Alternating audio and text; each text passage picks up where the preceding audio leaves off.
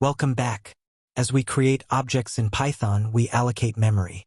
But what happens to that memory when an object is no longer needed? Unlike languages like C, Python handles this automatically using a process called garbage collection. This lecture introduces this fundamental behind-the-scenes memory management system. 1. What is garbage collection? Garbage collection, or GC, is Python's automatic way of reclaiming memory used by objects that are no longer accessible or in use by the program. An object that is no longer referenced is considered garbage. GC sweeps up this garbage, returning the memory space to the system so it can be used for new objects. 2. Python's primary GC mechanism, reference counting. Python's core garbage collection technique is reference counting. Every object in Python has a reference count, which tracks the number of pointers or variables currently pointing to that object.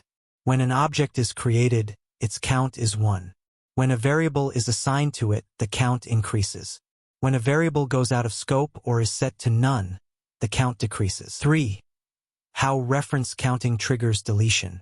Let's look at a quick example. When we define a equals list 10, 20, the reference count is 1. When we set b equals a, the count increases to 2. When a is set to none, the count drops to 1. When b is set to none, the count drops to 0. At this precise moment, the object is considered unreachable, and the Python runtime immediately destroys the object and frees the memory.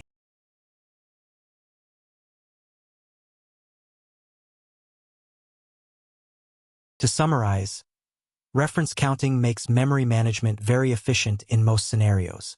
However, sometimes we need more control. Our next lecture 16.14, GC methods. See you there.